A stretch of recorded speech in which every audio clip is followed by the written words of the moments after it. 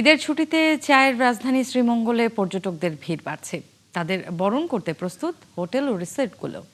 বেশিরভাগেরই আগাম বুকিং হয়ে গেছে। এ সময় পর্যটকদের উপচে পড়া ভিড় হবে বলে আশা করছেন সংশ্লিষ্টরা।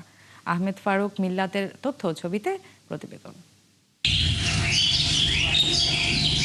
সবুজে ঘেরা স্নিগ্ধ প্রকৃতি আর ঝর্ণার উচ্ছলতায় মুখর চারদিক। অবকাশ যাপনে চায়ের রাজধানী খ্যাত শ্রীমঙ্গল সহ মৌলভীবাজারের পর্যটন এলাকায় সারা বছরই থাকে প্রকৃতিপ্রেমীদের আনাগোনা। ঈদের ছুটিতে পর্যটকদের বরণ করতে প্রস্তুত রিসোর্টগুলো। ঈদ উপলক্ষে যে সরকারি ছুটি নির্ধারিত হয়েছে, এই টানা ছুটিতে আসলে আমাদের এখানে যারা হোটেল, রিসোর্ট, রেস্টুরেন্ট এবং ট্যুর অপারেটর যারাই আছি, আমরা সবাই আসলে সর্বতোভাবে আমরা আমাদের প্রস্তুতি গ্রহণ করেছি।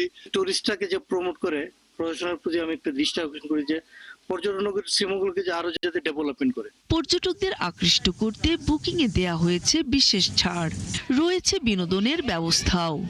আমরা যেমন কিডস জোনকে সাজিয়েছি, বাম্পার কার আছে, বড়দের জন্য বিনোদনের ব্যবস্থা সিনেপ্লেক্স আছে এবং বড়দের ইনডোর গেমস আছে, বিভিন্ন রকম গেমস।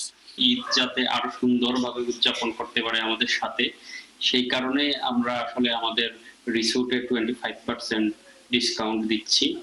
এই বছরে আমরা যেরকম আশা করেছিলাম সেইভাবে যে একটা নতুন নির্বাচনের পরে আমরা পর্যটনের ভালো একটা পর্যটন সমাগম করবে, সেটা এবার ঘটছে না। এখন পর্যন্ত হয়তো 40 থেকে 60% বুকিং হয়েছে, বাকিগুলো আশা করা যায় এই সময় যে সময়টা আছে এই সময়টার মধ্যে হয়ে যাবে।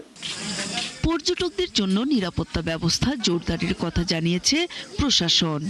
সম্মানিত পর্যটক যারা আসবেন তাদের সুবিধার্থে আমরা একসাথে কাজ করবো যাতে তার ঈদের যে আনন্দটা তারা আসবেন আমাদের শ্রীমঙ্গল কমলগঞ্জে, যেহেতু আমরা জানি মৌলভীবাজার একটা পর্যটন জেলা নগরী, সেই মোতাবেক আমরা পর্যটকদের সুবিধার্থে আমাদের টিমগুলো বিভিন্ন পর্যটন স্পটে থাকবে এবং আমরা নজরদারিতে রাখবো যাতে কোনো ধরনের অপ্রীতিকর ঘটনা না ঘটে।